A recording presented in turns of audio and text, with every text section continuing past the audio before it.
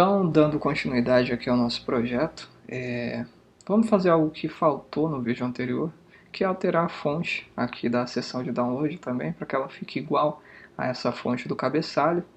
Para fazer isso, eu vou fazer uma pequena alteração no projeto. Eu vou vir aqui no nosso H1 e bem nesse ponto onde eu adicionei a fonte Family Roboto, eu vou tirar isso daqui e vou colocar no body, porque eu quero que essa fonte ela seja usada por todos os elementos que estão no corpo da minha página, não só pelos elementos do tipo H1. A gente já tem um resultado melhor aqui agora. Próximo ponto é a gente criar as próximas caixas de download. Eu vou continuar aqui criando a do Linux para a gente observar qual vai ser o comportamento desses elementos quando a gente passa a ter duas divs ou dois elementos de blocos compartilhando o mesmo espaço aqui dentro de uma seção. Essa caixinha para o Linux eu vou nomear como caixa download Linux, vou nomear aqui o arquivo de imagem exatamente como está lá na pasta, que é linuxlogo.png, no texto alternativo logotipo do Linux e aqui na âncora Linux também.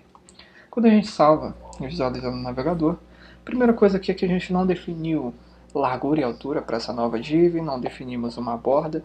Vamos fazer igual para deixar as duas caixas com a mesma aparência. O que eu vou fazer? Copiar esse bloco de CSS que define as regras de estilo da caixa de download do Windows e fazer a mesma coisa para a caixa de download do Linux, certo? Voltando no navegador, o que a gente consegue perceber aqui de cara?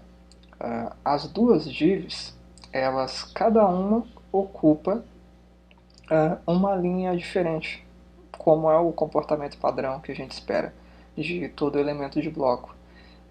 Ele sempre vai ocupar toda a horizontal na área onde ele estiver. Nesse caso aqui, existe uma propriedade que já não é mais tão comum para essa finalidade especificamente, que é a propriedade float.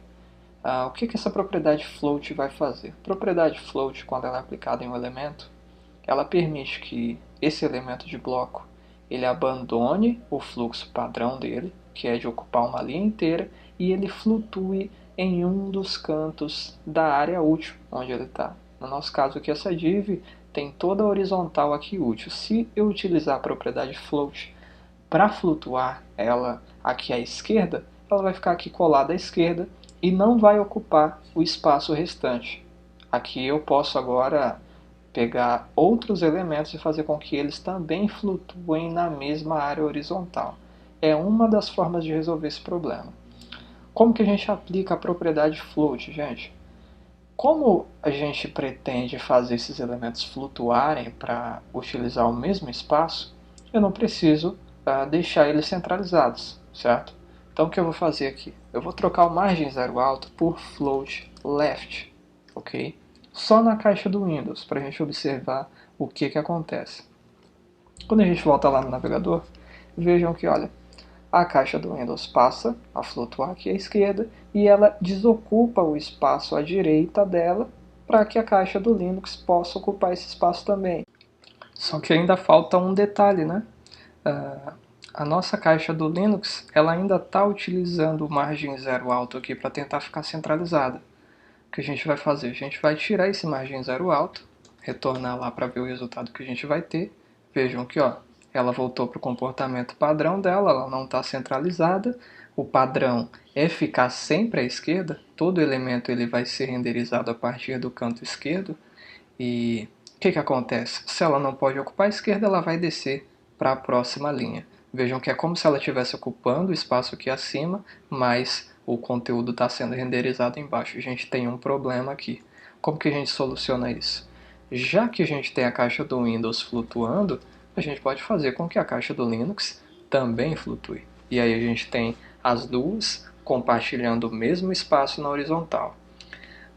Se a gente adicionar aqui uma terceira div, a gente vai também ter que repetir a mesma configuração e as três vão ficar flutuando aqui lado a lado.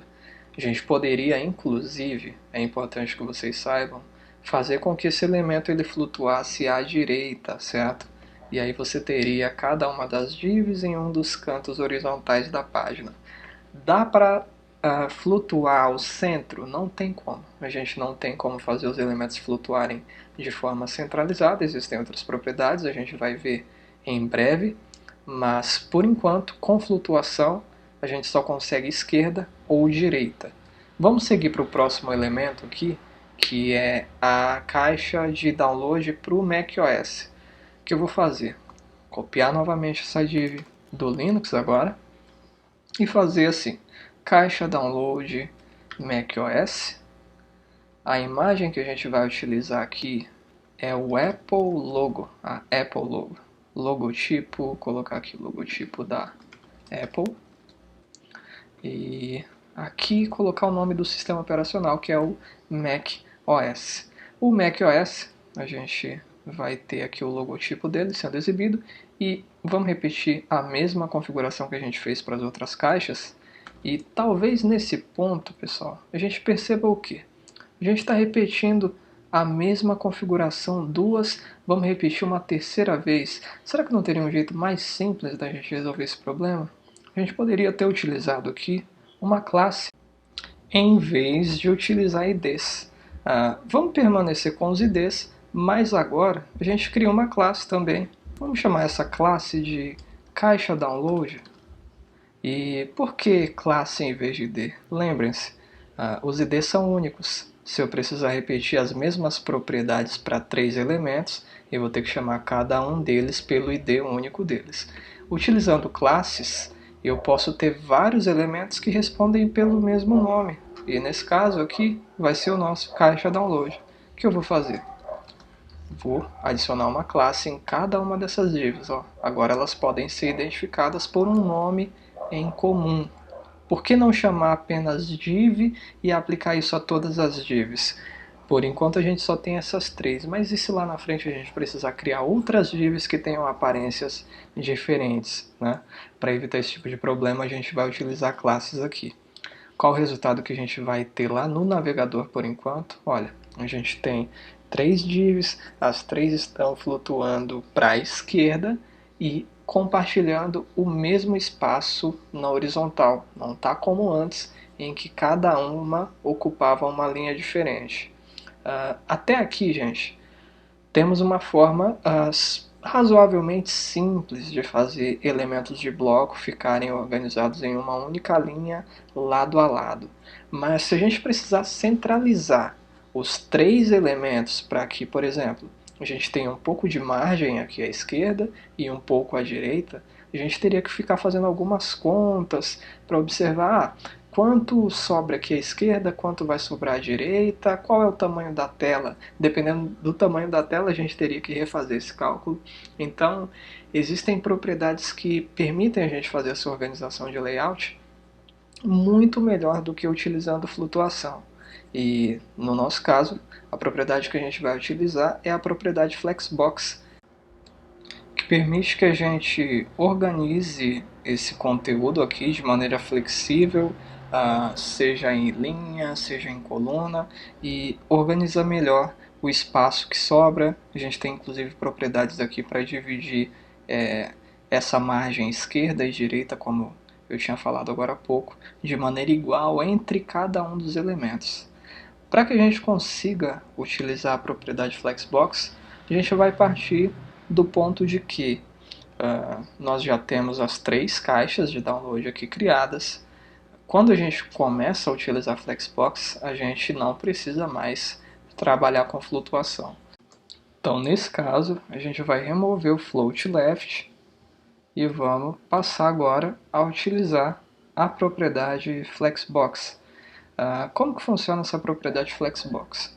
Nós temos aqui 3 elementos de bloco, são 3 divs que estão contidas em uma section, é uma seção aqui, certo?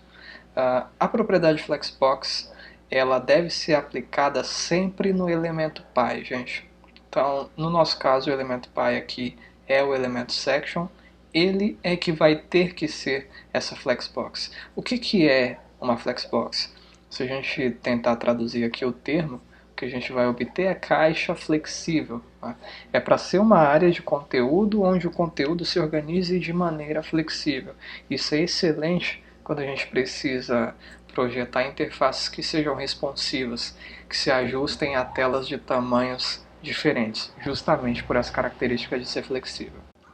Então o que a gente faz? A gente vem até aqui o elemento section, que é o elemento pai das nossas divs, e a gente vai utilizar a propriedade display, que até então a gente utilizava para definir se um elemento ele seria exibido como um elemento de linha ou um elemento de bloco, e a gente vai fazer com que essa section ela seja exibida como um elemento cujo conteúdo é flexível, certo? Isso aqui altera o conteúdo interno da nossa section, não altera a forma como ela vai ser disposta na nossa página. Quando a gente vai para o navegador, o que acontece com o nosso conteúdo é exatamente isso aqui. Os elementos filhos aqui, tanto o H2 quanto as 3 divs, eles perdem aquele comportamento padrão de elementos de bloco em que eles procuram ocupar sempre toda a horizontal da área onde eles estão. Eles se organizam de forma flexível dentro do elemento pi para ocupar o espaço que tem disponível. O que a gente precisa fazer aqui? A gente vai deixar o título de download em uma linha e os outros 3 elementos logo abaixo. Como que a gente pode obter esse resultado? Lá no nosso CSS, se a gente definir, por exemplo, que esse título download, que é um H2, ele vai ocupar 100% da largura disponível, a gente já resolve esse problema. A gente pode fazer o seguinte, aqui no nosso CSS, a gente faz uma chamada para o nosso H2 e podemos definir aqui que a largura dele vai ser de 100% da área útil. Dessa forma ele vai ocupar 100% do espaço na horizontal. Só que isso aqui ainda não resolve o problema. A gente percebe que beleza, o H2 está ocupando mais espaço agora, mas ele ainda não está ocupando uma linha inteira. Isso acontece porque a gente não define uma propriedade bastante importante, que é a propriedade FlexWrap. O que a propriedade FlexWrap ela vai definir? Ela vai definir que o nosso conteúdo ele pode ser quebrado caso haja necessidade. Por padrão, toda a Flexbox ela vai exibir o seu conteúdo em linhas, né? A gente vai ter uma linha inteira em que o espaço é ocupado pelos elementos filhos e, se for necessário, a gente quebra. Só que essa quebra só é permitida se a gente especificar utilizando essa propriedade aqui, propriedade FlexWrap. Por padrão, ela vai ser no-wrap, que é não quebre, né? O nosso conteúdo ele não deve quebrar. Então é exatamente esse resultado que a gente tem aqui. Porém, se a gente trocar o no-wrap por wrap, então sim, o conteúdo ele pode ser quebrado caso haja necessidade, e aí em vez de uma única linha, a gente passa a ter agora duas. Na primeira linha nós temos aqui o H2 ocupando toda a área útil, 100% da horizontal, e na segunda linha a gente tem essas 3 divs dividindo o espaço que restou para elas, ok? Agora, como que a gente vai fazer para que esse conteúdo ele fique primeiramente centralizado na horizontal e também com espaços iguais aqui entre um elemento e outro, certo? Para que a gente consiga chegar nesse ponto é importante a gente entender o seguinte. O conteúdo de uma Flexbox ele pode ser exibido dentro de linhas e ele pode ser exibido em forma de coluna também. Aqui por padrão a gente está utilizando o formato de linha, mas nós poderíamos também ter definido que nosso conteúdo ele seria exibido em uma coluna, usando isso aqui, Flex Direction Column. Flex Direction Column, o que ele vai fazer? Ele vai fazer com que todo o conteúdo seja exibido em uma única coluna, certo? Então a gente tem um elemento abaixo do outro. Se nós precisamos exibir os elementos lado a lado, mesmo que haja quebras, a gente fez uma quebra usando o FlexWrap, mesmo que haja quebras, o que a gente vai utilizar é o Flex Direction Row, que permite que o nosso conteúdo seja organizado dentro de linhas. Caso não haja quebra, será uma única linha, mas no nosso caso, vocês sabem, a gente tem um elemento que já ocupa 100% de uma das linhas, então os elementos seguintes vão acabar se organizando em mais uma segunda linha. No nosso caso aqui, a gente usa o Flex Direction Row mesmo, E a gente vai precisar fazer a organização desse conteúdo aqui de forma que ele fique centralizado. E nesse caso eu falo de centralização tanto vertical quanto horizontal, ok? Como que a gente faz esse tipo de centralização? Existem aqui duas propriedades que são utilizadas junto à DisplayFlex, que são a Justify Content e a gente tem também a Align Content ou Align Items, dependendo de como a gente quer abordar a situação. No nosso caso, a gente vai utilizar a Align Content. Qual que é a diferença entre essas duas propriedades aqui? A Justify Content, a gente diz que ela organiza o conteúdo no eixo principal dele. Ou seja, se a gente está exibindo o nosso conteúdo em forma de linha, então o eixo principal ele é o horizontal. Já a propriedade Align Content, ela vai alinhar o conteúdo no eixo transversal. Então, mais uma vez, se estamos numa linha e o eixo principal é o horizontal, então o eixo transversal ele vai ser o vertical. Seria o contrário se nós estivéssemos em formato de coluna, se os nossos elementos estivessem sendo exibidos em uma coluna, um abaixo do outro, então o eixo principal seria o vertical e o eixo transversal seria o eixo horizontal. O que é que nós vamos fazer aqui? Nós vamos utilizar o valor center para ambos, porque nós queremos que nosso conteúdo ele seja centralizado tanto horizontalmente quanto verticalmente. E aí, para a gente conseguir visualizar esses resultados mais rápido, eu vou deixar aqui a minha janela do editor ao lado da minha janela do navegador, ok? A gente consegue visualizar rapidinho o que está acontecendo. Percebam que todo o conteúdo agora está centralizado horizontalmente, e será que ele está centralizado também verticalmente? Vamos observar. Então nós vamos voltar aqui na nossa section e aumentar a altura dela para uns 350 pixels e observar, será que o conteúdo ele ainda continua centralizado? E sim, a gente consegue perceber que ele continua centralizado tanto horizontalmente quanto verticalmente. E aí, para obter um resultado visual melhor ainda, o que nós podemos fazer? Colocar um pouco de espaço aqui entre uma div e outra, para que elas aproveitem melhor o espaço e não fiquem coladas. Tá? Sem a Flexbox, para fazer esse tipo de coisa, nós provavelmente iríamos utilizar aqui margem à esquerda e à direita de cada um desses elementos. O problema disso seria o seguinte, aqui a gente tem uma largura de 411 pixels, mas essa largura ela pode mudar de dispositivo para dispositivo. Aqui no Galaxy S5, por exemplo, a gente só tem 360 pixels de largura na viewport. Então, como é que a gente saberia exatamente quantos pixels a gente tem à disposição aqui do lado de fora para espaçar esses elementos? Utilizando Flexbox a gente não precisa disso. Aqui no Justify Content, onde nós definimos que o conteúdo seria organizado centralizado, né, a gente pode trocar esse center pelo seguinte valor, space evenly, que é o que? É adicionar espaçamento de forma igual entre um elemento e outro. A gente tem algumas outras possibilidades também, mas eu recomendo que vocês sempre deem uma olhada na referência para conhecer não só as propriedades mais utilizadas, né, mas as outras possibilidades que você tem também. Bom, nós começamos esse vídeo vendo a possibilidade de utilizar a propriedade float para organizar o conteúdo na página, e vimos agora da metade para o fim que existe a propriedade Flexbox, que permite que a gente organize as coisas com muito mais facilidade, centralizar na vertical, que era algo que até então a gente só conseguia fazer utilizando de outros artifícios. E recomendo que vocês deem uma verificada na documentação, vejam quais são as outras possibilidades, e a gente continua desenvolvendo aqui o nosso projeto no próximo vídeo. Até mais!